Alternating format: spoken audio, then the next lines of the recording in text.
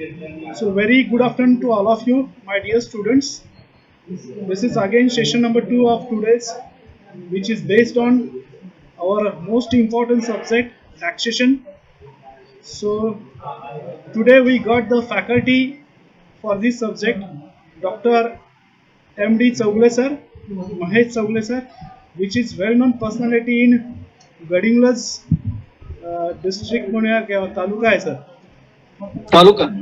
Gadinglas Taluka. Sir is right now associated with as an assistant professor in Shivraj College of Gadinglas. Sir having more than 25 years experience in teaching. सरांचे private classes पण होते ज्यावेळेला sir taxation घेत होते अकाउंटचे सगळे. Sir is master in accounts and taxation. खूप सोप्या पद्धतीनं सर शिकवतात. क्लासला शिकवलंय याचा अर्थ तुम्ही समजून घ्या सर किती सुंदर म्हणजे किती सोप्या पद्धतीने शिकवत असतील. मी इंटेन्शनली हा जो पेपर आहे तो सरांच्याकडे दिलेला आहे. सर खूप सुंदर पद्धतीने शिकवतात आणि त्या सगळ्याचा तुम्ही सगळ्यांनी लाभ घ्यावा असं मी मनापासून आपल्या सर्वांना रिक्वेस्ट करतो. आणि सगळ्यात महत्त्वाचं म्हणजे डिस्टन्सच्या विद्यार्थ्यांसाठी ऑनलाईन मोडवरती टॅक्सेशन सारखा सब्जेक्ट शिकवण्यासाठी सर ॲग्री झाले आणि त्यांनी लगेच होकार दिला. त्यांनी त्याचं प्रिपरेशन करून आज सर आपल्याला त्यांचं लेक्चर प्रेझेंट करतायत. त्याबद्दल मी दूर शिक्षण केंद्राच्या वतीनं सरांचे आभार व्यक्त करतो. त्याचबरोबर आपण सर्व विद्यार्थ्यांच्या वतीनेही सरांचे आभार व्यक्त करतो. सरांचं क्वालिफिकेशन खूप भरपूर आहे. ते आता इंडिव्हिज्युअल काही म्हणजे सेट नेट PhD झाले सरांचं. मध्ये बऱ्याच ठिकाणी वेगवेगळ्या कमिटीवरती काम केलेलं आहे. सर एक्सपिरियन्स आहे त्यामुळं सरांच्या या नॉलेजचा आपण उपयोग करून घेऊया. आणि मी सरांना विनंती करतो की त्यांनी त्याचं सेशन स्टार्ट करायला काही हरकत नाही. सर आपल्याकडे सिलेबस आहेच आणि सिलेबसमधला पेपर 4चा बेसिक, पेपर 3 आपण नंतर घेऊ किंवा जे काय राहील सेकंड इयरचं टॅक्सेशन तुमच्याकडून जेवढं होईल तेवढं घेतो. आणि जर काय राहिलं तर मी स्वतः या पेपरसाठी थोडंसं कॉन्ट्रीब्यूट करेन. सर्व मुलांना विनंती आहे की तुम्ही थोडंसं कॉपरेट करा. 143 स्टुडंट्स आहेत आणि नेक्स्ट 2 आवर्स सर आपले सेशन घेतील. जसं काही बोर वगैरे झालं तर मला सांगा, आपण थांबू. सरांना सांगा सर थांबतील, काही टेन्शन नाही. पण आपल्याकडे टाइम कन्स्ट्रेंट विचारात घेता तुम्ही बोर होऊ नका. तुमच्या एक्झाम्स ह्या 28 तारखेपासून सुरू होणार आहेत. त्यामुळे त्याच्यापूर्वी टॅक्सेशन सारखा विषय आपल्याला सोपा करून देण्यासाठी प्राध्यापक M.D. चौले सर भेटलेले आहेत. त्यांच्या ज्ञानाचा आपण पुरेपूर फायदा घेऊया. मी सरांना विनंती करतो की सर आपण आपला सेशन सुरू करावा. मी असेनच ऑनलाईन, काही लागलं तर सर मला हात मारला तरी चालेल. माझा म्यूट आणि स्टॉप व्हिडिओ करतो sir. Okay sir, thank you.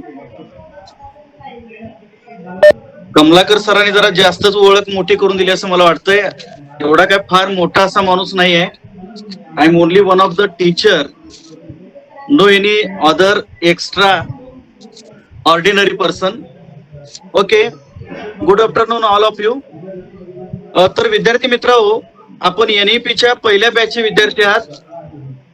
New education policy आपली स्टार्ट झालेली आहे आणि या न्यू एज्युकेशन पॉलिसीमध्ये आपले मेजर सब्जेक्ट जे आहेत अकाउंटन्सीचे 4 सब्जेक्ट आहेत आणि मायनरला बिझनेस मॅनेजमेंट आहे आणि दुसरा other elective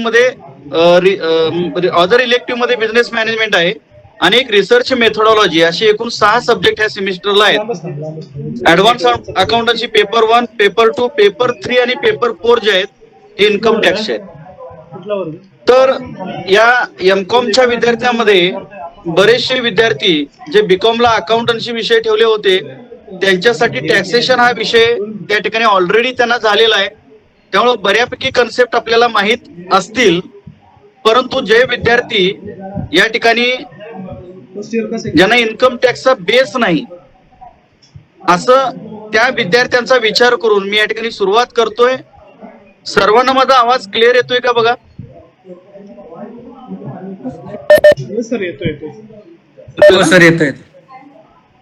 okay, for this semester 1 paper 4 is there. Advanced accountancy paper 4, only 2 credits are there and there are 2 topics for this subject.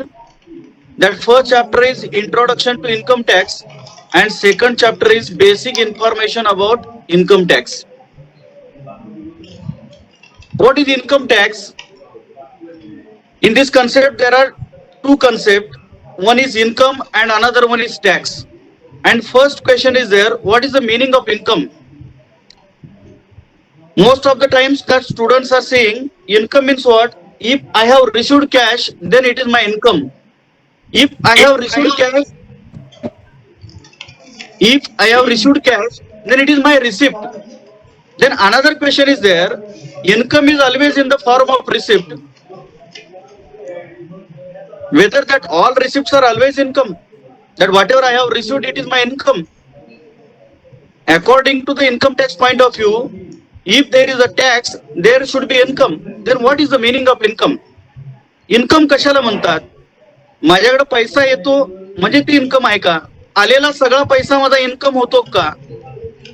मला I am salaried employee and every month I am getting salary, then salary received it is my income. मी एखादं काम केलं, त्याचा मोबदला मला मिळाला तर ते माझं इन्कम आहे. माझं घर मी भाड्यानं दिलेलं आहे, त्याचं भाडं मिळालं तर माझं इन्कम आहे. I have received means that rent received it is my receipt, salary received it is my receipt. Suppose I have borrowed certain money from the bank and I have received 10 lakh rupees. Whether it is my income? मी बँकेकडनं 10 लाख रुपये कर्ज काढलं, माझ्या खात्यामध्ये 10 लाख रुपये जमा झाले, तर याला आपण इन्कम म्हणू शकतो का? म्हणजे इन्कमच्या बाबतीत जर बघितला, income is always in the form of receipt, but all receipt may not be the income. सगळं मिळतं ते इन्कम असतंच असं काय नाही. त्यासाठी इन्कम म्हणजे काय, त्याच्यामध्ये काय काय येतं, तर वेगवेगळ्या सोर्सेस, वेगवेगळ्या माध्यमातून आपल्याकडे पैसा येत असतो आणि सगळा पैसा आपला इन्कम होते. इन्कम टॅक्स जरा माईक कोणीतरी चालू केलेला आहे बघा, बंद करा माईक. तर इन्कमचा जर आपण विचार केला तर त्याच्यासाठी काही कन्सेप्ट दिलेले आहेत, तर थोडक्यात तुम्हाला सांगतो इन्कम कशाला म्हणायचं.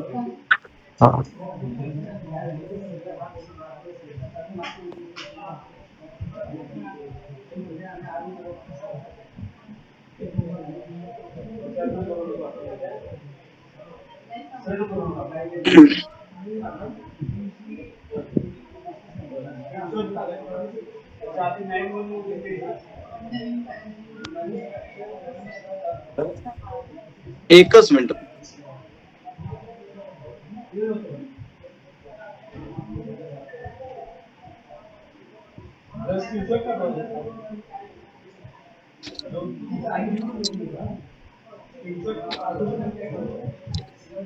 That income tax is a tax on income of a person. Without having income, question of income tax does not arise. As per income tax has not been specifically defined. However, income has been explained in the inclusive manner, and certain concepts which are included into the income, like if I have business, there should be a profit and gain. If any profit is earned by any businessman or any gain is earned by any businessman, then it is considered as an income as per income tax point of view. Suppose I have certain investment, I have acquired certain shares of any company and I have received dividend, then it will be my income. Suppose I have earned any income through salary, any income through house property, or any value of any benefits by the way of perquisite. That perquisite which is regarding to the income from salary, when I will take that topic, income from salary, I will explain in that time. Then any capital gain is earned. What is capital gain? That any income is earned by a person by transferring any property. मी एखादी मालमत्ता विकली आणि त्यातनं मला नफा झाला, then it is called as a capital gain. हा पण एक चॅप्टर आपण पुढे बघणार आहोत. That any voluntary contribution received by trust, if any trust is there, एखादं मंदिर आहे आणि त्या मंदिराला कोणीतरी देणगी दिली आणि देणगीच्या स्वरूपामध्ये त्यांना काही पैसे मिळाले, it is income of that trust. That any income from winning from lottery, आपल्याला जर एखादी लॉटरी लागली आणि आपल्याला पैसे मिळाले, किंवा एखादं क्रॉसवर्ड पझल जिंकलं, एखादी बेटिंग केलं, किंवा लिगल किंवा इलिगल वे मधून आपल्याला काही इन्कम मिळाला असेल, तर त्याला आपण income tax point of view विचारात घेतो.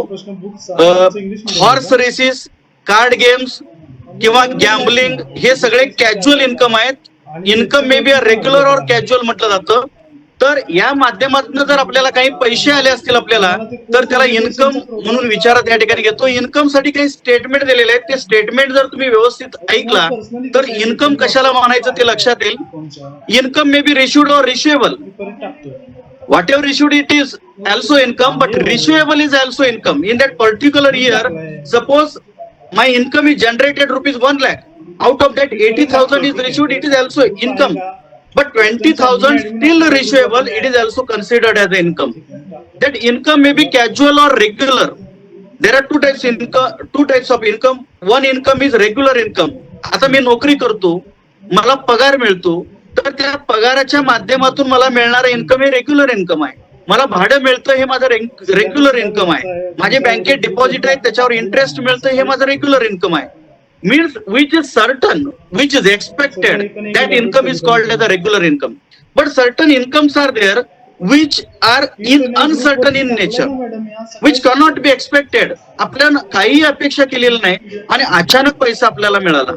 एक लॉटरी तिकीट काढलं आपण जाता जाता सहज, आपण काय मनात पण घेतलेलं नाही आणि ते लॉटरी तिकीट आपल्याला लागलं आणि पैसे मिळाले, then it is my casual income, it is not regular income.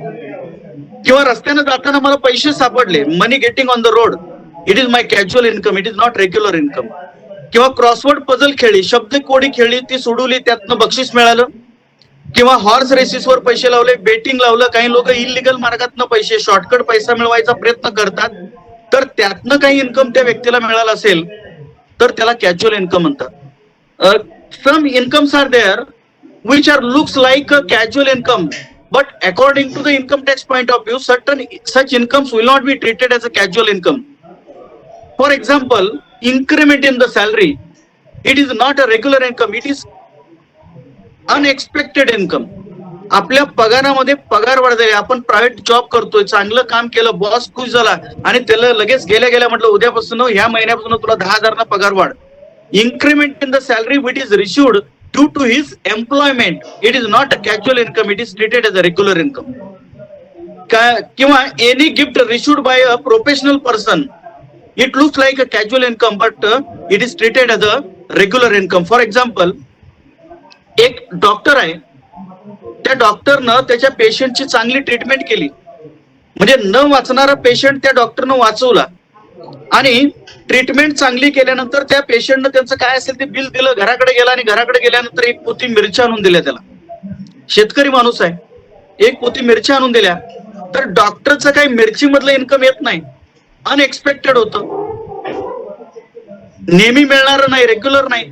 It looks like a casual, पण इन्कम टॅक्स अथॉरिटी काय म्हणते, that income is earned by that person due to his profession and that income is treated as a income from profession, it is not treated as a casual income. याला casual income म्हणत नाहीत, हे regular income मध्ये गृहीत धरलं जातं आणि income from profession म्हणून ट्रीट केलं जातं. Income may be legal or illegal according to income tax point of view. If you earned income through legal, then it is also income. If you have income through illegal activity, that is also your income. दोन्ही पण income हे income टॅक्सला पात्र राहतात. Income may be arrived from definite source.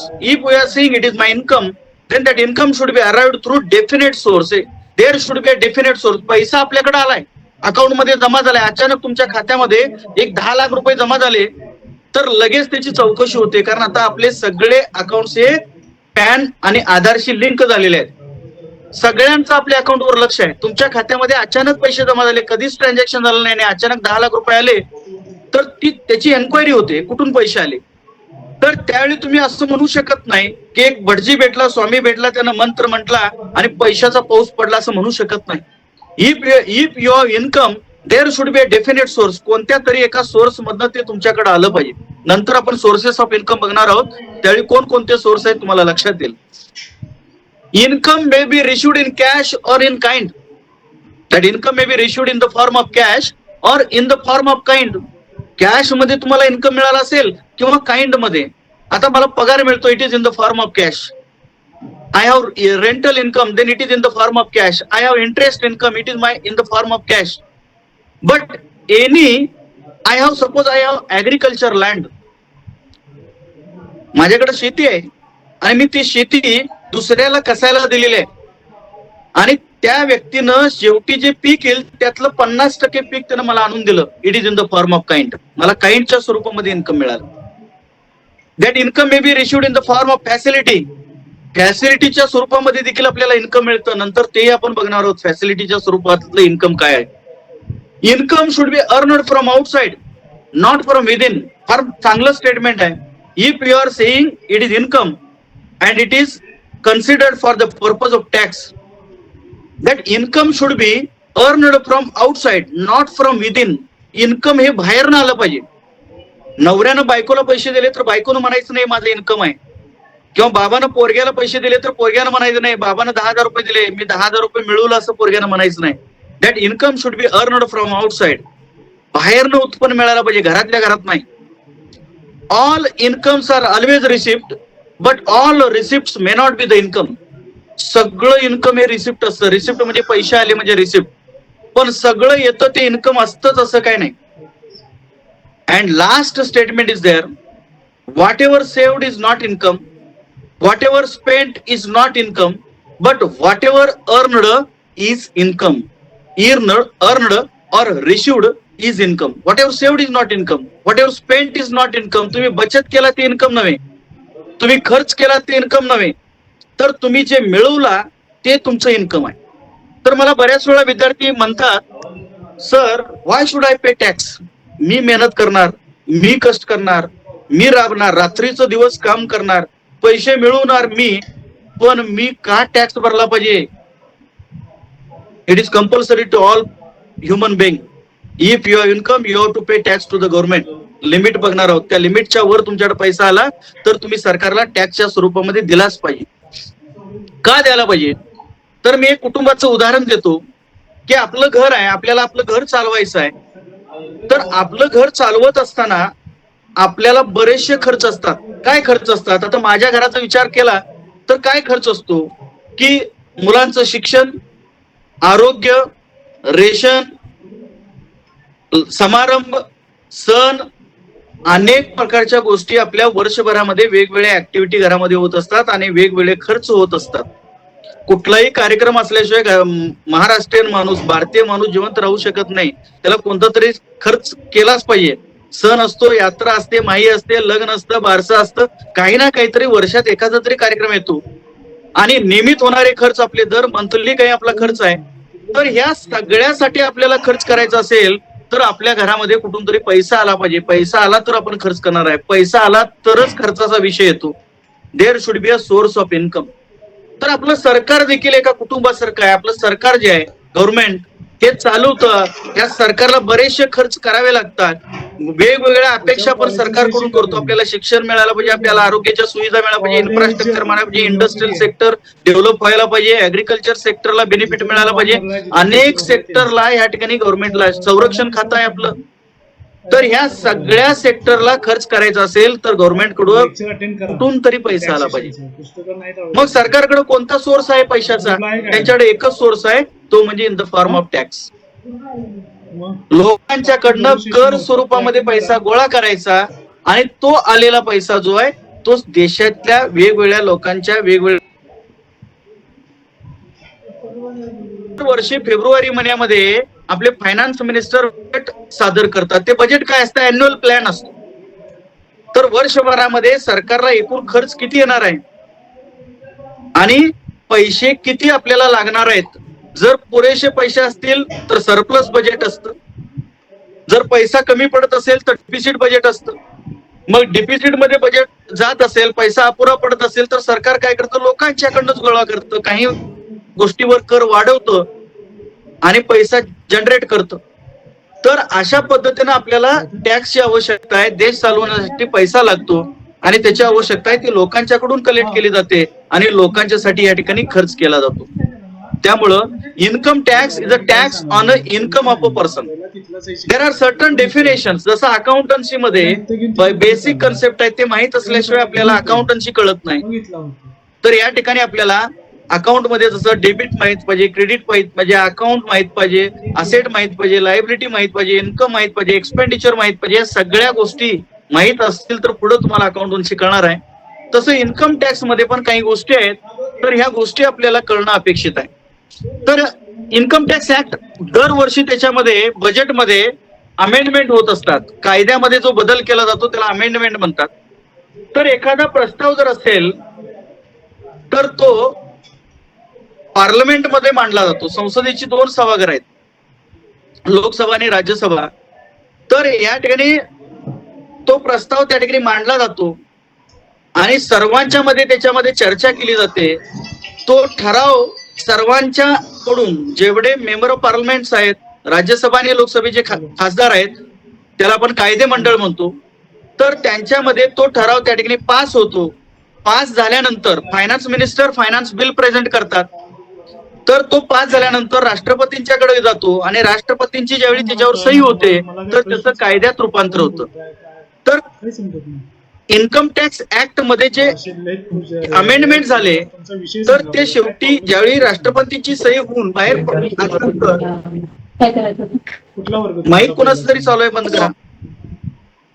तर तो सर्वांच्यासाठी म्हणजे भारतामध्ये राहणाऱ्या प्रत्येकांच्यासाठी तो कायदा बंधनकारक होतो आणि त्याचं इम्प्लिमेंटेशन या ठिकाणी आपल्याला करावं लागतं. तर मगाशी तुम्हाला कॅज्युअल इन्कम म्हणून म्हणजे काय हे मी ऑलरेडी एक्सप्लेन केलेलं आहे. आकस्मिक मिळणारं उत्पन्न, अनपेक्षित, जे आपण एक्सपेक्ट केलं नव्हतं, अचानक आपल्याला पैसे मिळाले तर त्याला कॅज्युअल इन्कम म्हणतात. तर if there is a income, there should be a definite source of income, and some people are there who are earning income from one source, and some people are there they have number of sources of income. And in this total curriculum we have to study, or we are going to study how to compute taxable income of a person. एखादी व्यक्ती असेल तर त्याचं taxable income कसं काढायचं, त्याला income tax किती भरावा लागणार आहे. कारण आपण कॉमर्सचे विद्यार्थी आहोत, आपण टॅक्स शिकतोय. तर एखाद्या व्यक्तीनं तुम्हाला विचारलं की मला ह्या वर्षी ह्या माध्यमातून एवढे पैसे मिळालेत तर माझा टॅक्स किती बसू शकतो, मला किती टॅक्स भरावा लागणार आहे, तर हे तुम्हाला सांगता आलं पाहिजे. तर वेगवेगळ्या मार्गातून लोकांच्याकडे पैसा येत असतो. It is also called as the sources of income, and in other words we can say it is heads of income. There are total main 5 heads of income or 5 sources of income. That first head of income is income from salary. Second head of income is their income from house property. Third head of income is their income from business and profession. Fourth head is their income from capital gain. And last head is their income from other sources.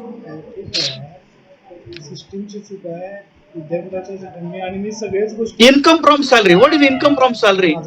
That is first head or first source of income. In Income Tax Act, there are 3 sections which are available for income from salary. That first head is there. That sections are there 15, 16 and 17. Only 3 sections are there which are available for income from salary. What is income from salary? I have salary income because I am employed. I am appointed as a professor in college. I am salaried employee. To determine that particular income as an income from salary, one condition is given. There are 2 persons, one is payer and another one is payee. The relation between the 2 persons should be like employer and employee, and that income which is earned by that person through employment, then only that is treated as income from salary and which is taxable under this head. There are 2 persons, one is payer, one is salary payer and another one is salary payee. देणारा आणि घेणारा 2 माणसं आहेत. One is employer and another one is employee. I am working at college and my employer is government. That employee is paying salary to me. Me private ठिकाणी काम करतो, एखाद्या कंपनीमध्ये काम करतो. That employer may be a company. That employer may be an individual person. That employer may be a partnership firm. That employer may be a company. That employer may be a government. That employer may be a cooperative institute. That employer may be any kind of trust. Employer may be any person. That one person is employer and another one is employee. Employee म्हणजे कामगार. मालक आणि कामगार असं नातं असलं पाहिजे. And that income should be generated through employment. Then only that income will be treated as an income from salary and it is taxable under this head. ह्या हेड खाली ते इन्कम टॅक्सेबल होतं. हे पहिलं हेड आहे. नंतर आपण पूर्ण डिटेल मध्ये how to calculate or how to compute taxable income from salary आपण तिथं बघणार आहोत. Then income from house property, that is second head of income. आता मी नोकरी करतो, मला पगार मिळतो, it is taxable under first head. I have house property and that property which is provided to my tenant and I am earning for every month certain amount of rent. I have rental income, then that income will be taxable under that second head, that is income from house property. To determine that income from house property, there are total sections which are available this house property, that is section 22 to 27. 22 ते 27 नंबरचे sections income tax act मधले ह्या head साठी आहेत. Income from house property 22 ते 27 section. To determine that income is a income from house property, there is one condition, there are two persons, one is payer and another one is payee. That relation, that of owner and tenant, and that income should be generated through rent, then only that income will be treated as the income from house property and that is taxable under this head. दोन माणसं आहेत, एक देणारा आणि घेणारा, ह्या दोघांच्या मध्ये जे नातं असणार आहे ते नातं ओनर आणि टेनंट असं असणार आहे, घर मालक आणि भाडेकरू, आणि ते इन्कम भाड्याच्या स्वरूपामध्ये आलं पाहिजे, तर ते इन्कम फ्रॉम हाऊस प्रॉपर्टी होतं आणि ह्या दुसऱ्या हेड खाली ते टॅक्सेबल आहे, इन्कम फ्रॉम हाऊस प्रॉपर्टी ह्या हेड खाली. हे डिटेल मध्ये आपण नंतर हेड बघणार आहोत. Then next head is income from business and profession. What is business? That definition is given in Income Tax Act, that business means any kind of trade, manufacturing and commerce. If I am doing any trading activities, it is my business.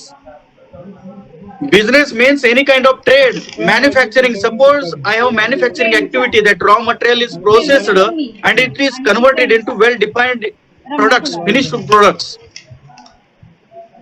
It is called as manufacturing. That business includes commerce, trade, manufacturing and commerce. That business also includes profession. And what is profession? Some people are there, they are not doing any kind of activity like trading, manufacturing or commerce activity, but they have income from one source. They are not doing trading activity, but they are providing services, and due to that service they are earning income. They have profession. Those people have specific qualification, and because of having that qualification they are doing that profession and they are earning income. Then that whatever income earned by that person is called as a professional person. That any income is earned by that person through his such profession, then that income will be taxable under this head. Which are the people are coming under the heading of profession? Like doctor is there, chartered accountant is there, architecture, engineer, lawyer. These people are called as a professional peoples, and whatever income earned by these people, which is taxable under this head. It is third head of income, and the total sections which are available to this head, section 28 to 24. You can note down that sections and heads. जिथं जिथं गरज वाटतं तिथं नोंद करण्याचा प्रयत्न करा. This is third head of income, that is income from business or profession. That any income earned by a businessman, for every business, at the last day of financial year they are preparing their financial statement. That profitability or income statement is there, like they are preparing profit and loss account for the year ended. That whatever profit earned or loss is there, we can find out in their profit and loss account statement. Net profit is there, that income of a businessman, that whatever profit earned by that person which is eligible for tax. On the same manner, that professional peoples are there, they are not preparing profit and loss account, they have income and expenditure account. Why they have income and expenditure account? Because for business, that for every businessman, that main motto is that to earn profit. Profit is the objective of business. But for profession, that profit, there is no scope for profit, because their profession is there, their objective is there to provide services. लोकांची सेवा करणं. Doctor जर म्हणा मी नफाच मिळवणार आहे, तर त्याला profession म्हणत नाही. सेवा देण्याच्या उद्देशाने ती लोक काम करत असतात. त्यामुळं सर्व्हिस मोठं असल्यामुळं ती लोक टीचर अकाउंट तयार करतात.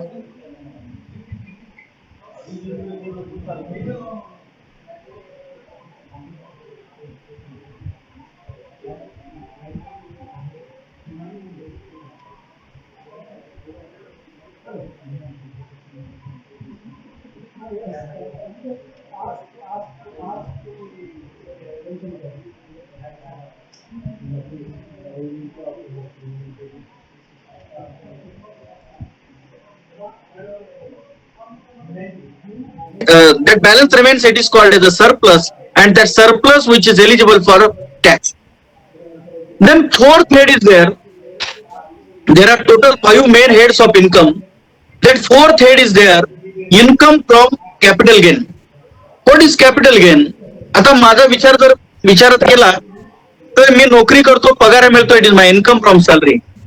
माझं घर भाड्यानं दिलेलं आहे, भाडं मिळतो, it is my income from house property.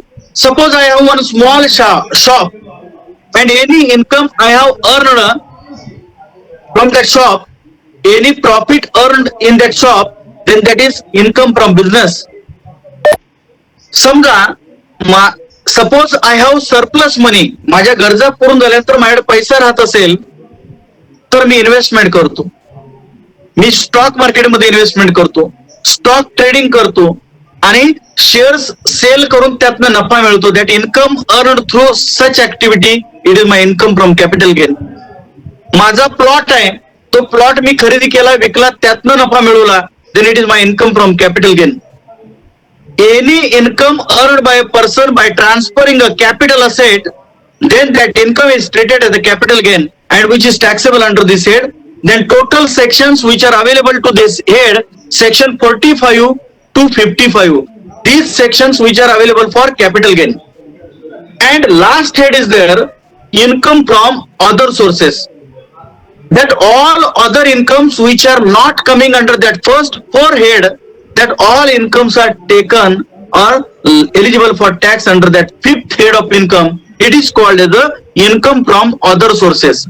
Section 59 to 56 to 59 and section 18 to 21 which are available for income from other sources. This is fifth head of income. Okay, these are the files. The certain examples of other sources are there.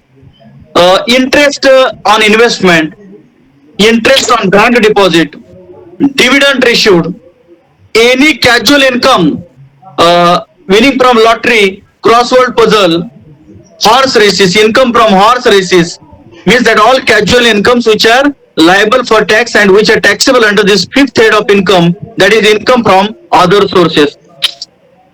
Then one more definition is there. That first chapter it is given certain important definitions.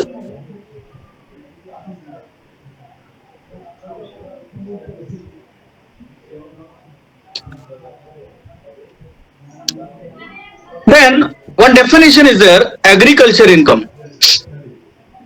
Because most of the students are saying, sir, एवढ्या याला एवढा tax बसतोय, 10 लाख रुपये income आहे, त्याला एवढा tax तुम्ही म्हणताय, एवढं काढून दाखवला, पण आमचं या ठिकाणी 500 टन ऊस गेलाय पण आम्ही 1 रुपये पण टॅक्स भरायला नाही. आता ग्रामीण भाग आहे आमचा, ग्रामीण भागातली मुलं शेतकऱ्यांची आहेत आणि त्याच्याशी रिलेटेड आम्हाला बोलतात. 500 टनाचे झाले जवळपास 15 लाख रुपये. सर आमचं 15 लाख रुपये इन्कम या ठिकाणी आहे, तरी देखील आम्हाला काहीच टॅक्स भरायला लागला नाही, असं का? तर if any person having agriculture income, he has 10 lakh rupee income or 10 crore rupees income, no single rupee tax will be charged on that agriculture income, which is totally tax free income, 100% tax free income. Section 10 is there in Income Tax Act, that all tax free incomes which are defined in that section 10. According to section 10, agriculture income is 100% tax free income. But one condition is given to determine that income is a agriculture income and to determine as a tax free income, that condition is given If that income fulfills or satisfies that condition, then that income will be treated as agriculture income. Otherwise, that income will be treated as a non-agriculture income. The conditions are given like, first point is there that 3 points are given. If we are seeing my agriculture income, first point is there to determine that is agriculture income, there should be a land. If you are seeing agriculture income, there should be a land. तिथं जमीन असली पाहिजे. समुद्राच्या पाण्यावर शेती केली म्हणून चालत नाही. There should be a land. Second, such land should be situated in India. That land should be situated in India. असं नाही की ऑस्ट्रेलियात शेत आहे तिथलं इन्कम त्याने इथं दाखवलं आणि ऍग्रिकल्चर इन्कम टॅक्स फ्री गेलं नाही. Such land should be situated in India. And third point is there, the important point, that land should be used for agriculture purpose only, not for any other purpose. That land should be used for to produce that agriculture crops. शेतीमधून तुम्हाला पीकच घ्यावं लागणार आहे. दुसऱ्या source त्या शेतातनं दुसरं काय. आता लोक हायवे टच शेती आहेत.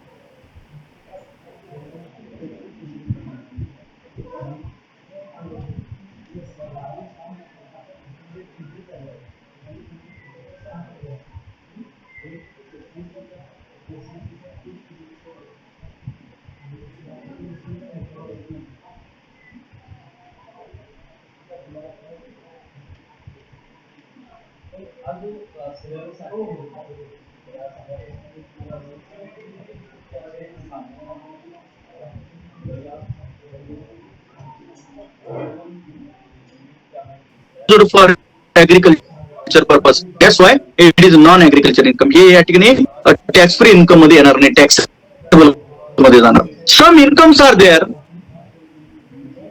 Some incomes are there which looks like agriculture income but are not considered as agriculture income. काही उत्पन्न आपल्याला वाटतं agriculture income, पण agriculture income म्हणून ते गृहीत धरलं जात नाही. It is it is treated as a non-agriculture income. If any person is there and he has both incomes, agriculture as well as non-agriculture income, no doubt that agriculture income is 100% tax-free income. But if that person have non-agriculture income, that person has to pay comparatively more tax on that income.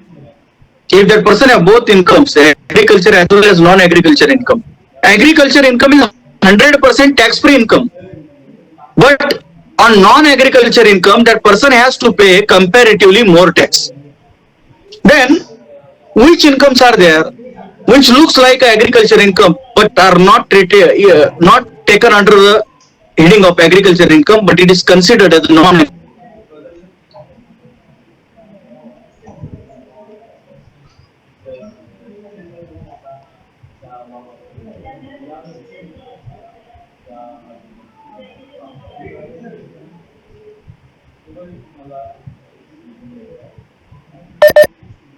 Weight करा, नेटवर्कचा problem असू शकतो की सरांना call आला असू शकतो.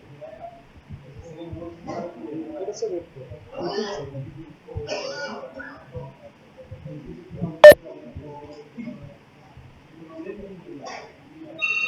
It is called as non-agriculture income from bricks. शेतामध्ये आपण विटा आहेत, त्या विटा तयार केल्या आणि त्या विटा आपण काय केलं, सेल केलं आणि त्यातनं पैसे मिळवले. विटाची भट्टी असतात त्यातून पैसे मिळवतात. It is non agriculture income. Income from stone queries, शेतामध्ये आपल्या दगड आहेत, ते दगड विकले त्यातनं पैसे मिळवले. It is non agriculture income. Income from fishing, शेतात एक तळ केलं आणि त्या तळ्यामध्ये मासे सोडले आणि त्यातनं इन्कम मिळवलं, तर याला म्हणतात income from non agriculture income. It is not considered as agriculture income. मासे विकून पैसे मिळाले, त्या तळ्यात मासे सोडले, ते मासे काढले, ते विकले आणि त्यातून पैसे मिळवले. Income from sale of lac, जंगलामध्ये लोक टिंक गोळा करतात आणि ते टिंक विकतात तरी पैसे मिळतात. Non agriculture income. Income from dairy और पोल्ट्री, शेतात आपला डेअरी फार्म आहे किंवा पोल्ट्री फार्म आहे त्यातनं पण इन्कम मिळू शकतो non agriculture income. And income from vacant plot use for some other purpose. रिकामा प्लॉट आहे आणि त्या रिकामा प्लॉट दुसऱ्या कोणत्या पे अँड पार्क केलेला आहे, लोक काय पैसे गोळा केले तर नॉन ऍग्रिकल्चर इन्कम आहे, याला आपण इन्कम टॅक्सला कन्सिडर करतो. For income tax point of view, we, we have to compute the taxable income of a person. That income tax which is calculated on total income of a person. What is total income? There are total five heads of income. Income from salary, income from house property, income from business profession, income from capital gain, income from other sources.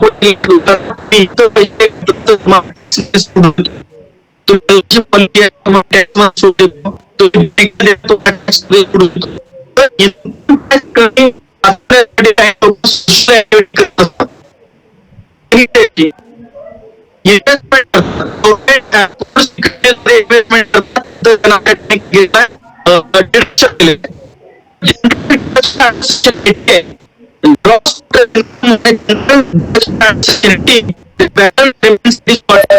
Sir आवाज income नाही आहे. Network जरा आवाज जरा clear येत नव्हता. Network आता येतोय. आता बोला बोला.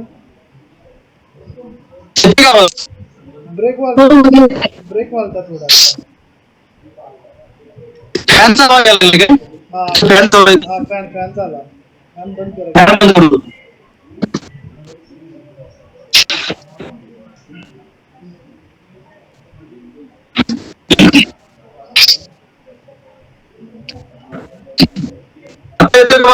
हा येतो. Okay. Taxable income of a person which is income tax which is calculated on a total income of a person. आपल्याला प्रत्येक पर्सनचं इन्कम आपल्याला काढायचं आहे. And then question may arise, what is the meaning of person? Person कोणाला म्हणायचं? There are total 7 types of person. We have to calculate taxable income of a person, and in income tax act it is mentioned there are total 7 types of person. The first type of person is a individual person. Individual person is all kind of natural human beings, including all kinds of male and female. आपण सर्व individual person मध्ये येतो. Second person is Hindu undivided family, HUF. That any business which is managed by a whole family, then it is called the HUF. And every child born in that family, automatically that membership will be given to that child. That all family members of that family are the member of that HUF. The main person or key person of that family or HUF is called as a Karta or manager. That is Hindu undivided family. Any business is managed by two family, then it is called as a HUF. काही वेळा आपण पाट्या बघतो बघा, Patil and sons किंवा Patil and sons पुढे असेल then it is called as a HUF. Messrs असतं, messrs Patil and sons then it is called as HUF. Messrs Patil and घाटगे असं जर असेल then it is called as a partnership. Then third person is a company, that any kind of joint stock company, it may be a private company or public limited company, it is called as a person, third person. Then fourth one is partnership firm. Then fifth one is there an association of person or body of individual. some students are taking similar word like body of individual and association of person, that same meaning is taken. दोन्ही सारखा विचार करतात. But there is a difference. Body of individual means what? That body of individual persons association, then it is called as a body of individuals. Students association is there, all students are there, then it is called as a body of individual. Farmers association is there, then all farmers association is the body of individual. Government servant association is there, then that all government servants or that association is a body of individual. Then what is association of person? Chartered accountant firms are there, that all firms association is there, then it is called as association of person. Number of companies are there, that all companies association is there, then it is called as the association of person. अनेक partnership firm सगळे त्यांचे association झाले किंवा सहकारी संस्थांचे association झाले, then it is called as association of person. वैयक्तिक individual लोकांचं असोसिएशन असेल तर बॉडी ऑफ इंडिव्हिज्युअल म्हणतात. पर्सनचं असोसिएशन असेल तर त्याला त्या ठिकाणी असोसिएशन ऑफ पर्सन असं म्हणतात. The next, local authority or municipal corporation, that is 6 person, that all kind of local authorities. For rural area gram panchayat is there, for urban area nagarpalika or mahanagarpalika is there, then it is called as a local authority. That all local authority or municipal corporation is considered as a person. It is taken into definition of person. And that last one is every artificial and juridical person, that all religious trust, that all kind of artificial and juridical person means all religious trust, like Mahalakshmi Devasthanam trust is there, Shirdi Sai Baba trust is there, Tirupati Tirumali Devasthanam trust is there, that all trusts, that is 7th person, that is artificial and juridical person. Means there are total 7 types of person, and that every person, if that person having income, that income which is eligible for tax.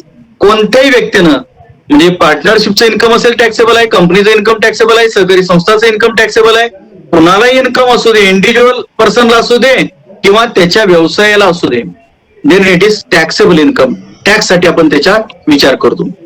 Then one more definition is there, assessee. What is assessee? If there is a income tax, there should be a person. That person is there, then that person has to pay tax. If that person is paying tax, then that person is called as assessee. Assessee is a person who pays tax. जी व्यक्ती कर भरते त्याला assessee म्हणतात. मी माझा income tax भरतो. व्यावसायिक लोक त्यांचा टॅक्स भरतात, जीएसटी भरतात.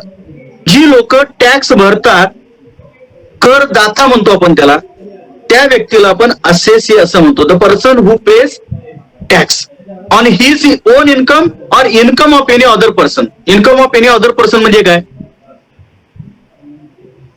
समजा आता मी माझ्या उत्पन्नावर मी कर भरतो.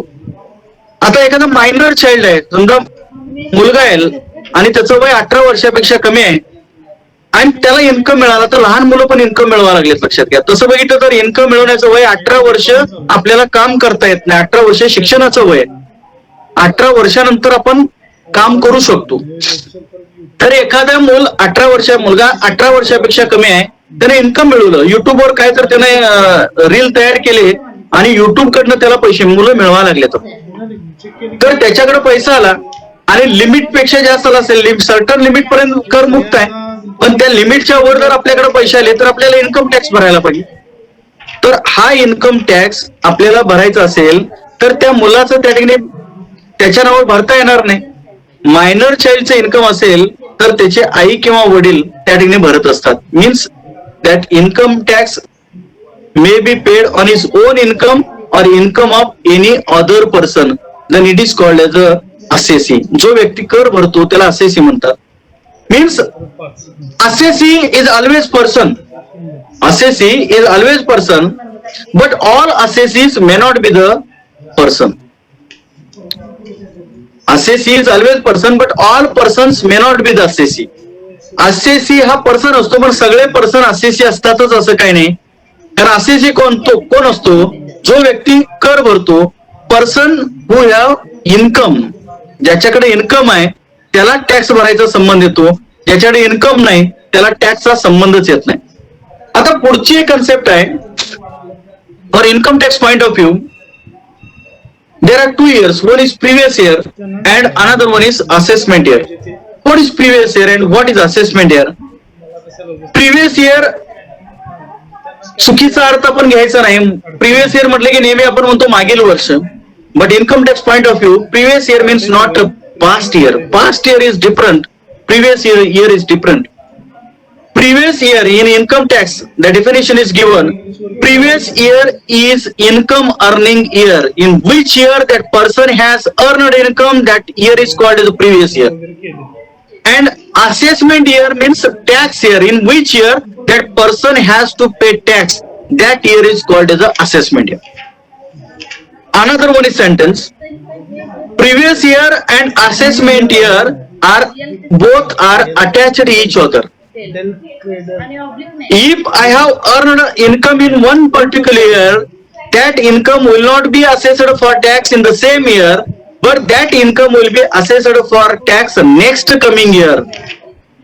एखाद्या वर्षामध्ये मी उत्पन्न मिळवलं तर त्याच वर्षामध्ये मला कर भरावा लागत नाही.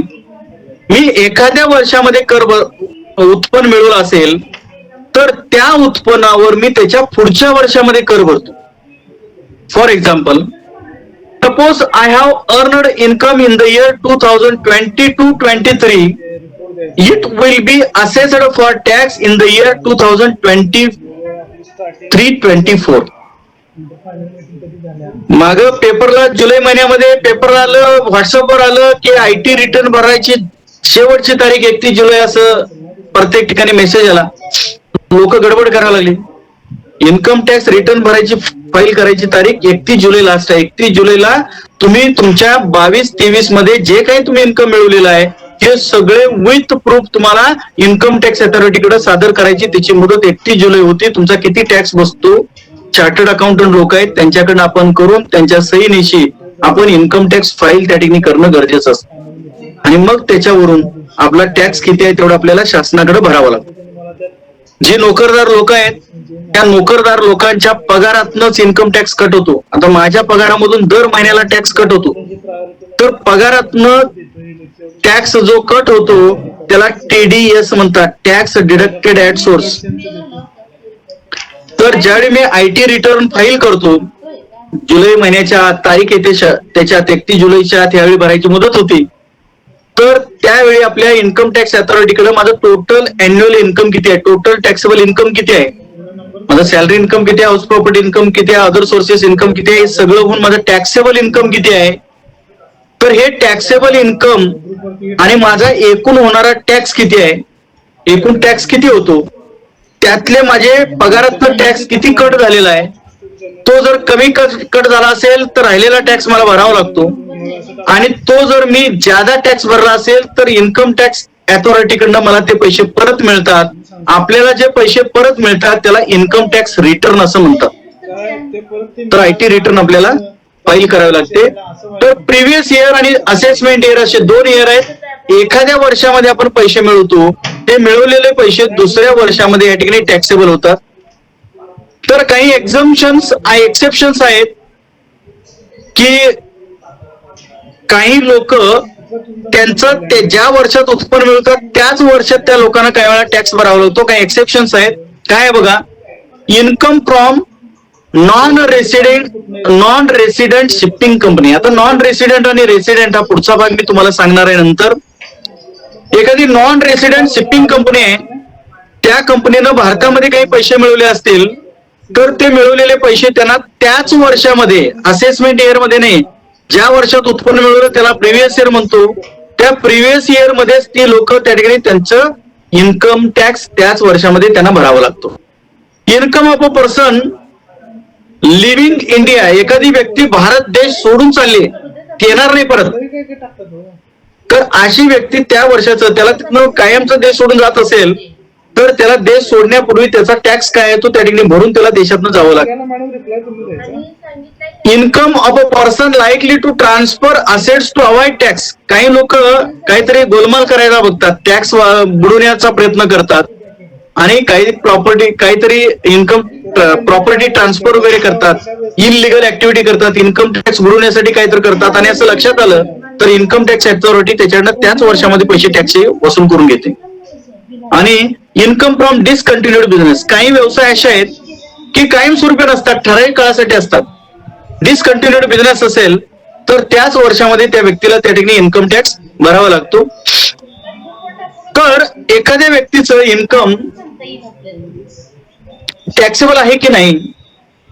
काही लोकांना इन्कम एका सोर्स मधून मिळतो, काही लोकांना अनेक सोर्स मधून इन्कम मिळतो. तर त्याचं कोणतं इन्कम टॅक्सेबल आहे, कोणत्या इन्कम त्याचं इन्कम टॅक्स अथॉरिटी टॅक्स साठी विचारात घेते.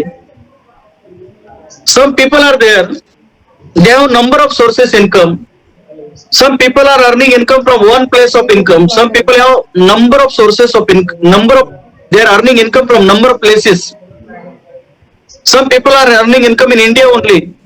Some people are earning income outside India, and some people have income in India as well as outside India. Then question may arise: which income is liable for tax? Which income is liable for tax?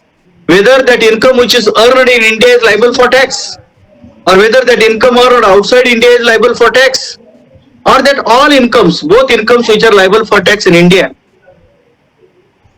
Its answer should be given after a making examination of his residential status. That person's income earned in India is liable for tax, or outside India is liable for tax, or both incomes which are liable for tax. That answer will be given after making the examination of his residential status. Means every year we have to check residential status of that person, and afterwards we can fix his tax liability. What is residential status?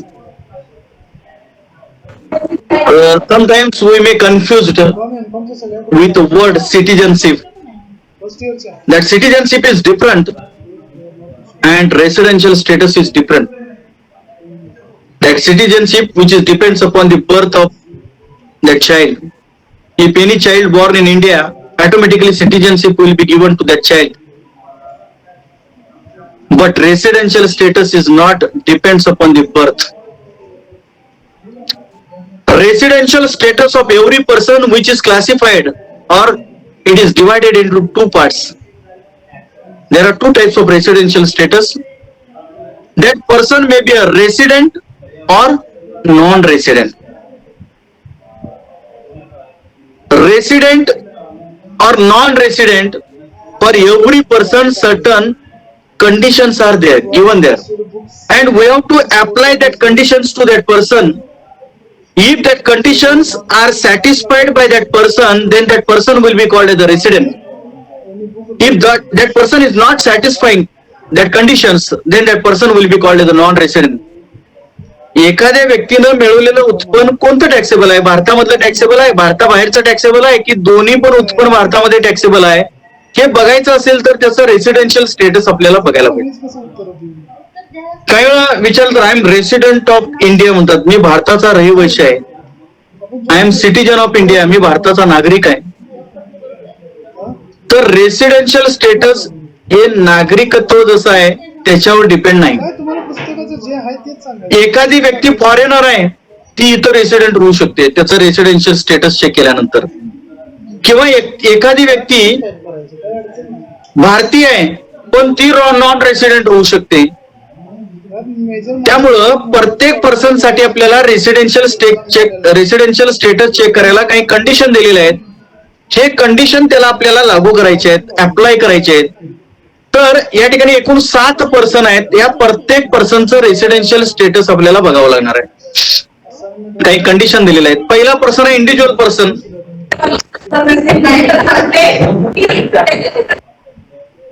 तर individual person कोण? आपण सर्वजण individual person मध्ये येतो. तर residential status of individual person is two type, resident and non resident. And afterwards, after determining residential status, that resident individual is further divided into two parts. that person may be an ordinary resident or non-ordinary resident. ते तुम्ही म्हणताय म्हणून.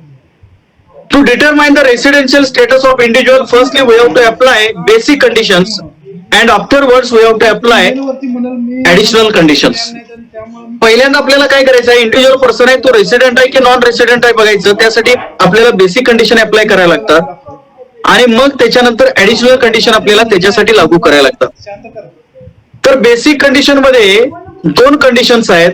मी आता टाकलंय की पहिली condition असं आहे, he must be physically present in India at least for 182 days और मोर ड्युरिंग दॅट पीवाय. तर त्या प्रिव्हियस इयर मध्ये तो 182 दिवस किंवा त्यापेक्षा जास्त दिवस भारतामध्ये फिजिकली प्रेझेंट असला पाहिजे. प्रिव्हियस इयर म्हणजे काय, not fast year. Previous year म्हणजे इन्कम अर्निंग इयर. त्यानं उत्पन्न मिळवलंय त्या वर्षामध्ये ती व्यक्ती भारतामध्ये 182 दिवस किंवा त्यापेक्षा जास्त दिवस फिजिकली प्रेझेंट पाहिजे. Whole body should be in India, not by mind. Second basic condition is there, he must be physically present in India at least for 60 days or more during that PY, and he must be physically present in India at least for 365 days or more during that 4 years preceding the PY. पहिली अट काय, previous year मध्ये 182 दिवस किंवा त्यापेक्षा जास्त दिवस तो भारतामध्ये फिजिकली प्रेझेंट असला पाहिजे. आणि दुसरी अट आहे, भारतामध्ये तो प्रिव्हियस इयर मध्ये 60 दिवस किंवा त्यापेक्षा जास्त आणि प्रिव्हियस इयरच्या मागे 4 वर्षामध्ये 365 दिवस किंवा त्यापेक्षा जास्त दिवस भारतामध्ये फिजिकली प्रेझेंट असला पाहिजे. तुम्ही वाचून नंतर बघू शकताय. कंडिशन वाटल्यास तुमच्या ग्रुपवर पाठवायला सांगेन नोट्स माझ्या. तर हे दोन कंडिशन्स आहेत. या दोन्ही कंडिशन मधली एक जरी कंडिशन त्या व्यक्तीनं सॅटिस्फाय केली तर त्याला रेसिडेंट म्हणतात. एकही कंडिशन सॅटिस्फाय केली नाही तर त्याला नॉन रेसिडेंट म्हणतात. तर इथं दोन्ही कंडिशन पैकी एक कंडिशन सॅटिस्फाय होणं आवश्यक आहे. आता एक्स नावाची व्यक्ती आहे, त्याला आपण हे कंडिशन अप्लाय केलं, तो त्यातलं एक कंडिशन सॅटिस्फाय करतो म्हणजे तो रेसिडेंट झाला. आता पुढे बघायचं आपल्याला, तो ऑर्डिनरी रेसिडेंट आहे की नॉन ऑर्डिनरी रेसिडेंट आहे. तर त्याच्यासाठी ऍडिशनल कंडिशन दिलेले आहेत. पहिली ऍडिशनल कंडिशन आहे, he must be resident in India at least for 9 years out of 10 years preceding the PY. तो भारतामध्ये 10 वर्ष मागचे जे आहेत त्यापैकी 9 वर्ष भारतामध्ये तो रेसिडेंट असला पाहिजे. फिजिकली प्रेझेंट नव्हे, रेसिडेंट असला पाहिजे. आणि दुसरी अट आहे, he must be physically present in India at least for 730 days during 7 years preceding the PY. Previous इयरच्या मागे 7 वर्षामध्ये 730 दिवसापेक्षा जास्त दिवस तो भारतामध्ये फिजिकली प्रेझेंट असला पाहिजे. पहिली अट 10 वर्षामध्ये 9 वर्ष तो रेसिडेंट असला पाहिजे आणि प्रिव्हियस इयरच्या मागे 7 वर्षामध्ये तो 730 दिवसापेक्षा जास्त दिवस भारतामध्ये फिजिकली प्रेझेंट असला पाहिजे. If that person satisfies both the conditions simultaneously, then that person will be called as a ordinary resident. And if he is not satisfying both conditions or he satisfies only one condition, then that person will be called as a non-ordinary resident. दोन पैकी एक condition satisfy केला, दोन्ही condition एकत्रित satisfy केला तर त्याला ordinary resident म्हणायचं. आणि दोन्ही कंडिशन सॅटिस्फाय केला नाही किंवा एखादी कंडिशन सॅटिस्फाय केला तर त्याला आपण नॉन ऑर्डिनरी रेसिडेंट असं म्हणतो. दुसरं पर्सन आहे HUF, हिंदू अनडिवायडेड फॅमिली. तर HUF चं रेसिडेन्शियल स्टेटस आपल्याला बघायचं आहे. The residential status of HUF which is depends upon the control and management. What is control and management? Such place from that business organization is managed. व्यवसाय ज्या ठिकाणाहून manage केला जातो, ज्यांचं सेंट्रल प्लेस आहे, ज्या ठिकाणी इम्पॉर्टंट डिसिजन्स त्या व्यवसाय संदर्भात घेतले जातात असं ठिकाण, तर त्याला आपण कंट्रोल अँड मॅनेजमेंट म्हणतो. The residential status of HUF which is depends upon the control and management. If that control and management wholly or partly situated in India, then that HUF will be called as a resident. If that control and management wholly situated outside India, then that HUF is called as a non-resident. Control आणि management पूर्णपणे किंवा अंशतः भारतामध्ये असेल तर त्याला resident म्हणायचं. Control and management पूर्णपणे भारताबाहेर असेल तर त्याला नॉन रेसिडेंट म्हणायचं. आता एक HUF आहे, त्यांना आपण कंडिशन लावल्या तर ते रेसिडेंट आहेत, भारतामध्ये त्यांचं कंट्रोल अँड मॅनेजमेंट आहे, रेसिडेंट आहे. Resident HUF is further divided like individual person into two parts. That resident HUF may be a ordinary resident or non-ordinary resident. Like same individual person, we have to apply here additional conditions. Same conditions are there. If these conditions are satisfied, then that HUF is called as ordinary resident. If it is not satisfied, then it is called as a non-ordinary resident. Then next person is company. The residential status of company is two types, only resident or non-resident. If that company is Indian company, it is always resident in India, even its control and management wholly situated outside India. जर company असेल, ती भारतीय company असेल, त्याची नोंदणी भारतामध्ये झाली असेल, तर त्या कंपनीचं रेसिडेन्शियल स्टेटस नेहमी रेसिडेंट म्हणून असतं, जरी त्यांचं कंट्रोल अँड मॅनेजमेंट भारताबाहेर असलं तरी देखील. कंट्रोल अँड मॅनेजमेंट पूर्णपणे भारतामध्ये आहे तर ती कंपनी नेहमी रेसिडेंट असते.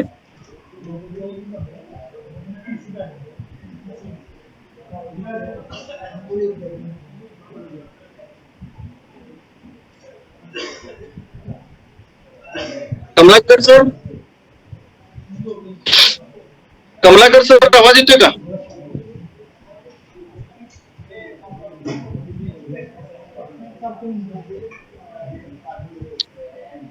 आवाज येतोय?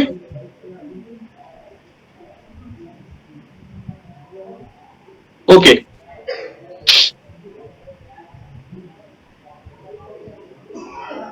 तर इतर पर्सन कोणकोणते आहेत? 7 पर्सन सांगितले. Individual, HUF, company. आता पुढचे पर्सन कोणते आहेत बघा? Partnership firm, association of person, local authority, artificial and juridical person. 4 person आहेत.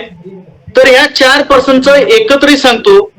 Residential status of these person which is depends upon the control and management. That control and management wholly or partly situated in India, then these persons are called as a resident in India.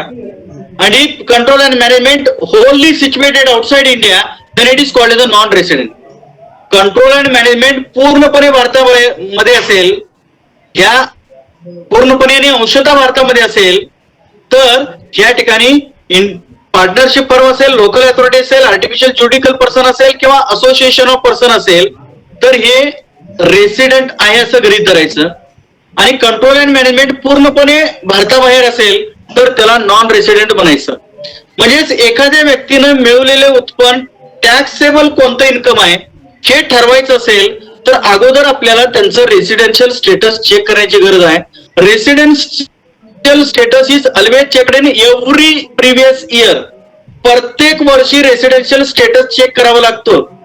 प्रत्येक वर्षी पहिल्यांदा काम करायचं आणि नंतर मग त्या ठिकाणी त्याचं टॅक्स लायबिलिटी ठरवायचं. आता मी या सगळ्या गोष्टी सांगितल्या, तर यातलं इन्कम कोणतं टॅक्सेबल आहे तर कसं ओळखायचं? जर एखादी व्यक्ती रेसिडेंट असेल, if that resident person is there, resident individual there is there or any kind of person is there, if he is resident, if that resident person has earned income in India, outside India, that all kind of income is liable for tax in India. एखादी व्यक्ती resident आहे, त्या व्यक्तीनं भारतामध्ये मिळवलेलं उत्पन्न, भारताबाहेर मिळवलेलं उत्पन्न, सगळं इन्कम हे भारतामध्ये टॅक्सेबल आहे. जर एखादी व्यक्ती नॉन रेसिडेंट असेल, नॉन रेसिडेंट आहे, NRI म्हणतो आपण त्याला, non resident in India. If non resident person is there, if that person has earned income in India, outside India, then only that person has earned income in India is liable for tax in India. That any income earned outside India is not liable for tax in India. एखादी non resident person आहे, त्याला भारतामध्ये आणि भारताबाहेर दोन्ही ठिकाणी पैसे मिळवले, तर त्यातले भारतामध्ये जेवढं उत्पन्न मिळवलेलं आहे तेवढं टॅक्सेबल आहे. भारताबाहेर जे मिळवलेलं इन्कम आहे ते टॅक्सेबल नाही. तर हे आहे रेसिडेन्शियल स्टेटस आणि टॅक्स लायबिलिटी. त्याच्यानंतरचा मुद्दा आहे इन्कम टॅक्सचे दोन प्रकार आहेत. एक आहे डायरेक्ट टॅक्स आणि दुसरा इनडायरेक्ट टॅक्स. डायरेक्ट टॅक्स कशाला म्हणतात आणि इनडायरेक्ट टॅक्स कशाला म्हणतात? जे टॅक्स तुम्ही भरताय हे तुम्हाला माहित आहे ते डायरेक्ट टॅक्स. देणारा इथं जी व्यक्ती भरते त्याच्या उत्पन्नावरचा कर भरते. Income tax is one of the example of direct tax. तर इनडायरेक्ट टॅक्स मध्ये टॅक्स भरणारा वेगळा असतो आणि वसूल दुसऱ्याकडनं केलं जातं. म्हणजे व्यापारी लोक जीएसटी भरतात आणि वसूल कोणाकडनं केलं जातं? कस्टमर कडनं केलं जातं. तर जी व्यक्ती टॅक्स भरते त्याला तेच माहित नसते. आता मी एखादी वस्तू पेन खरेदी केलं तर पण मी टॅक्स भरत असतोय, आपल्याला माहित नाही, आपल्याकडे वसूल केलं जातं. पण आपला हे जीएसटी जे आहे ते भरणारी व्यक्ती वेगळी असते. तर हे दोन प्रकारचे टॅक्स आहेत. त्यातला इन्कम टॅक्सचा पार्ट आपल्या सिलेबस मध्ये शेवटी इंट्रोडक्शन टू जीएसटी पेपर 4 मध्ये बहुतेक आहे. नाही बघतो थांबा. जीएसटीचा पार्ट काय आहे केलेला नाही. ठीक आहे. तर आता पेपर 4 जो आहे जे महत्वाचे मुद्दे आहेत तेवढंच मी सांगत पुढे जाणार आहे. डिटेल मध्ये तुम्ही जरा वाचून काढायचं आहे. पेपर 4 या ठिकाणी 2 क्रेडिटचा पेपर आहे. 2 टॉपिक आहेत. पहिला इंट्रोडक्शन टू इन्कम टॅक्स आणि important definitions under income tax. त्यामध्ये रेसिडेन्शियल स्टेटस आत्ताच आपण बघितलेलं आहे. इन्कम टॅक्स अथॉरिटी जे आहे, इन्कम टॅक्स मध्ये हायेस्ट अथॉरिटी कोणती असेल तर ती आहे CBDT, central board of direct tax. CBDT is a higher authority. तर हे इन्कम टॅक्स अथॉरिटी संदर्भात डिटेल मध्ये तुम्ही वाचून काढा, कारण फारसा अवघड तो भाग नाहीये. तर पेपर फर्स्ट जो आहे पेपर 4 हा पूर्णपणे थेरॉटिकल टॉपिक आहे. नेचर ऑफ क्वेश्चन पेपर बघा. त्या 2 क्रेडिटचा 40 मार्काचा पेपर असणार आहे. त्यामध्ये question number 1 choose correct alternative, 5 प्रश्न एमसीक्यू मल्टिपल चॉईस क्वेश्चन्स आहेत, 4 पर्याय असणार आहेत. दुसरा आहे स्टेट ट्रू और फॉल्स. ट्रू किंवा फॉल्स ओळखायचे 3 मार्काला आहे. म्हणजे पहिला क्वेश्चन ऑब्जेक्टिव्ह साठी 8 मार्क आहेत. सेकंड क्वेश्चन शॉर्ट नोट जे आहेत, जे आता डेफिनेशन मी तुम्हाला सांगितले, person, assessee, assessment year, total income, heads of income, ह्यातले तुम्हाला किंवा residential status of individual person, residential status of company, residential status, म्हणजे याच्यावरचे प्रश्न असतील. Question number 3 long answer question 8 mark साठी आहे. लॉंग आन्सर क्वेश्चन या ठिकाणी आपल्याला विचारणार. क्वेश्चन नंबर 3, 4 आणि 5 हे लॉंग आन्सर क्वेश्चन्स आहेत. आणि क्वेश्चन नंबर 6 जो आहे 4 मार्काला शॉर्ट आन्सर क्वेश्चन आहेत. 40 मार्काचा पेपर आहे. पूर्णपणे थेरॉटिकल असणार आहे. तिथं कोणत्याही प्रकारचा प्रॉब्लेम तुम्हाला नाहीये. थिअरीचे प्रश्न या ठिकाणी असतील. ठीक आहे. तर नेक्स्ट लेक्चरला आपण काय करायचं आहे, पेपर नंबर 3 तुम्ही तयारी कशी करायची, कशा प्रकारचे प्रॉब्लेम अभ्यास करायचे, प्रत्येक हेड कसा बघायचा आपल्याला, त्याच्यातल्या महत्वाच्या कन्सेप्ट, इन्कम फ्रॉम सॅलरी असेल, इन्कम फ्रॉम बिझनेस प्रोफेशन असेल, इन्कम फ्रॉम हाऊस प्रॉपर्टी असेल, इन्कम फ्रॉम कॅपिटल गेन असेल, इन्कम फ्रॉम अदर सोर्सेस असेल, तर या सगळ्या हेडचं इंट्रोडक्शन तुम्हाला मी पुढच्या लेक्चरला देणार आहे. सॅलरीचं एकूण इन्कम कशा पद्धतीने कॅल्क्युलेट केलं जातं, 2 टॅक्स रेजिम आहेत, रेग्युलर टॅक्स रेजिम आणि अल्टरनेटिव्ह टॅक्स रेजिम. हे दोन्ही नेमके काय टॅक्स रेजिम आहेत, कसं इन्कम कॅल्क्युलेशन करायचं आहे, टोटल इन्कमचा प्रॉब्लेम कसा असणार आहे, आणि हेड स्पेशल हेडचा इन्कम चा प्रॉब्लेम कसा असणार आहे, शॉर्ट नोट कशा कोणकोणते तयार करायचे, इम्पॉर्टंट शॉर्ट नोट्स काय असणार आहेत, या संदर्भात सगळी माहिती तुम्हाला मी पुढच्या लेक्चरला देईन. आज पहिलं लेक्चर फार दिवसानंतर, कोरोना नंतर मी ऑनलाईन घेतलं, कारण ऑनलाईनची सवय आता आमची बंद झालेली आहे.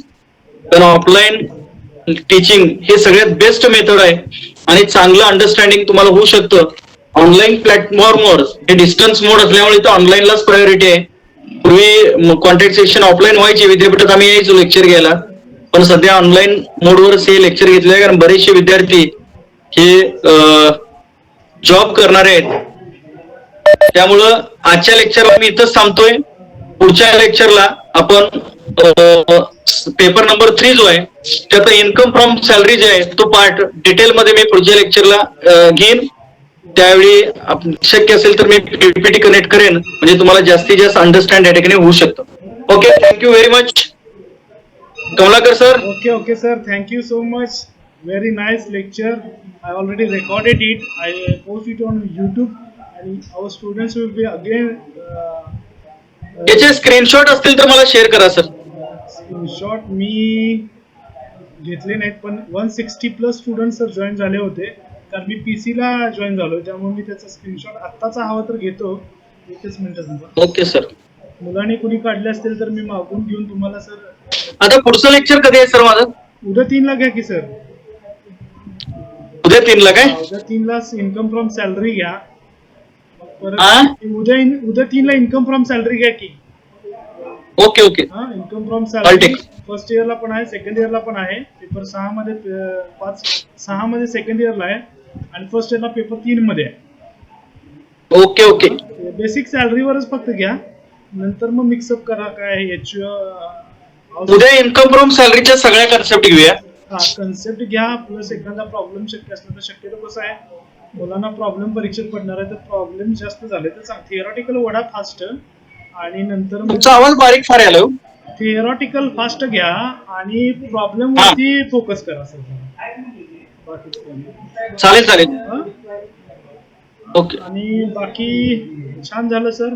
Thank you so much for your valuable guidance and support to distance education. मुलांना खूप चांगलं वाटलं असेल. बेसिक थिअरी तुमच्याकडून खूप सुंदर पद्धतीनं समजावून सांगितली गेलेली आहे, असं एकूण माझं ऑब्झर्वेशन आहे. मुलंही याच्यावरती फीडबॅक देतीलच. आणि सर मला सांगायला आवडेल सर, तुमचं हे सोशल कॉन्ट्रीब्युशन आहे. आपण रेग्युलर विद्यार्थ्यांना शिकवतो, पण हे असे विद्यार्थी आहेत जे डिस्टन्स मोडमध्ये शिकतात, काहीतरी काम करत शिकत असतात, बऱ्याच गोष्टी यांच्या मागं असतात. त्या सगळ्यातून हे वेळ काढून त्यांचं शिक्षण पूर्ण करत असतात आणि त्यांचं भविष्य घडवण्याचा प्रयत्न करत असतात. आणि अशा विद्यार्थ्यांच्या लाईफमध्ये आपलं काहीतरी कॉन्ट्रीब्युशन म्हणजे ते खूप सोशल वर्कच आहे. आणि याचे आशीर्वाद सर आपल्याला, तुम्हाला, मला सगळ्यांनाच मिळतील. विद्यार्थ्यांचंही चांगलं होईल. या सगळ्या चांगल्या पॉझिटिव्ह थॉट्सही आपण थांबूया सर. तुम्ही आपण या लेक्चरला जॉईन केलात त्याबद्दल मी आपलं पुन्हा एकदा, मी स्वतः ॲज अ फ्रेंड म्हणून, माझं डिस्टन्स एज्युकेशनचं सर डिपार्टमेंट आणि माझे हे सर्व एमकॉमचे विद्यार्थी यांच्या वतीनं आपले मनापासून आभार व्यक्त करतो. आणि उद्या आपण भेटू या अपेक्षेसह थांबतो. Thank you sir. आपण लेफ्ट झाला तर चालेल, तोपर्यंत मग या मुलांचे काही प्रश्न असतील तर ते मी हँडल करेन, आणि तुम्ही लेफ्ट झाला तर चालेल. Thank you so much sir. खूप एनर्जी लागते लेक्चर 1 तासभर घ्यायला, आय नो इट, पण तुम्ही ती दिलात, खरोखर hats off you sir. Thank you so much. हा, आता आपण काय करणार आहोत, काही क्वेश्चन्स असतील तुमचे मनातले तर ते आपण घेणार आहोत, कारण मला सगळेच क्वेश्चन रिसिव्ह करणं पॉसिबल होत नाही. फोन्स वगैरे एकतर कमेंट करा किंवा तुम्ही मला विचारू शकता डायरेक्ट. माईक चालू करा. One by one. हा, raise your hands. Arjun Jyotiram Mali, please तुमचा अनम्यूट करा आणि काय असेल तर प्रश्न विचारा. तुम्ही नेटवर्क मध्ये असणं क्रम प्राप्त आहे, प्लीज. मला आवाज व्यवस्थित आला पाहिजे. Please next question. Sir practical problems पण घेतील, पण प्लीज शेअर PDF. इन्कम टॅक्सची PDF जसं डाउनलोड होईल तसंच मी तुम्हाला देणार आहे. मी पहिले इन्कम टॅक्स MCQची माहिती प्लीज देणार आहात का? यस, मी देणार आहे. कमलाकर सर देतील, बाकी कोण नाही. Very nice lecture sir. Thank you both of you sir. Yes, comments पण काही नाहीत. आय थिंक जर काही क्वेश्चन नसते तर थांबायला काय हरकत नाही आहे. सगळ्यांसाठी मीटिंग क्लोज करू मी.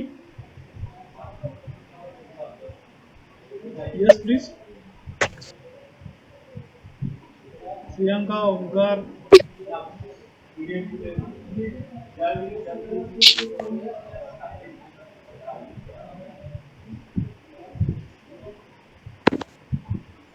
येस लेफ्ट करा, काय हरकत नाही. बेस्ट सर, कमेंट छान आहेत तुमच्यासाठी. Best lecture, it was really helpful. Thank you sir. ज्यांनी टॅक्सेशन ठेवला त्यांनी प्रिव्हियस इयर क्वेश्चन भेटतील का? नाही, असं काही भेटणार नाही. ई फायलिंगचं मी बोलणार आहे. We need a books second year लवकरच बुक्स येतील ग्रुपवरती तसं पोस्टेड केलंच आहे. हा थांबा हो जरा. मॅडम तुम्हाला काही प्रश्न असेल तर बोला नाही तर माईक बंद करा.